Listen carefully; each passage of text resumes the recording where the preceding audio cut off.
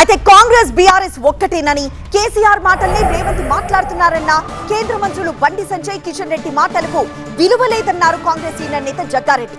Kaleshwaram phone tapping కేసులో అవినీతి అక్రమాలను బయటపెట్టడం తప్ప అరెస్ట్ చేయడం తమ ఉద్దేశం కాదన్నారు. జగ్గారెడ్డి వ్యాఖ్యల పూర్తి సమాచారం టీవీ9 సీనియర్ కరెస్పాండెంట్ అశోక్ వివరిస్తారు.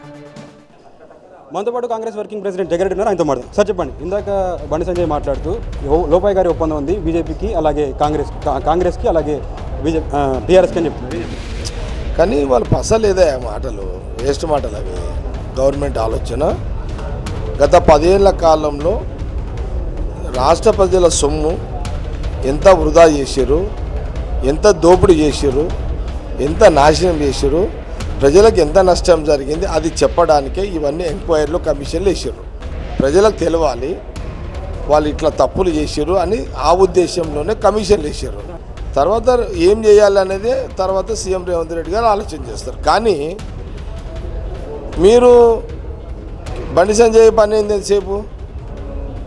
నువ్వు ఢిల్లీలో కూర్చొని ఏమైనా తీసుకురా, కానీ నువ్వు కూడా గల్లీలో కూర్చొని ఫకాతు వాని లోపలై వీని లోపలై చేయకపోతే నువ్వు వానితోటి దోస్తూ ఏమైనా అర్థముందా? అది ఇలా ముచ్చట్లకి ఏమైనా బండి సంజయ్కి ఏమైనా అర్థముందా? నువ్వా ఢిల్లీకే రూపాయి దావు, నీకా కెపాసిటీ లేదు, ఈ పనికి మాల ముచ్చట్లు మాట్లాడుతాడు. పర్టికులర్గా రేవంత్ రెడ్డి మాట్లాడుతూ కేసీఆర్ని లోపలేమో అన్న ఒక వాదన వినిపించాడు. అది ఎంతవరకు కరెక్ట్ అనేది ఆయన చెప్తారు. ముఖ్యమంత్రి రేవంత్ రెడ్డి ఆలోచన ఏంది? కేసీఆర్ లోపలేయాలని కాదు, వాళ్ళు చేసిన తప్పులను బయటికి తీసుకురావాలి. అతను జైలు వేస్తే తనకొచ్చేది ఏంది? అది బీజేపీది ఉంటుంది. ఎవడు జైల్లో వస్తే కాళ్ళకాడికి వస్తాడా అనేది వీళ్ళకు ఉంటుంది. అది ట్యాపింగ్ అనేది రేవంత్, అది కూడా ఏంటంటే మీరు పద్ధతి ప్రకారము చేసుకోవాలి, పద్ధతులు దాటి వచ్చిర్రు, ఇది మంచిది కాదు అని చెప్పడానికే ఈ యొక్క ఎంక్వైరీ.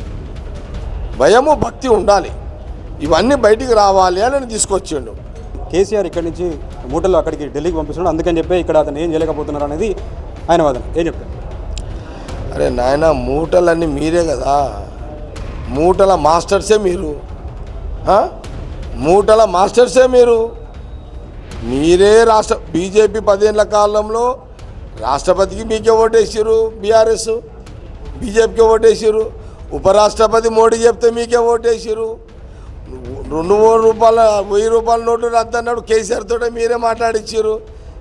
అరే నాయన, సంసారం మీరు చేస్తారు, రాత్రిపూట నిందలు మా మీద వేస్తారు ఏమరా నాయన మీరు. Cameraman Sampath, Ashok, TV9 Hyderabad.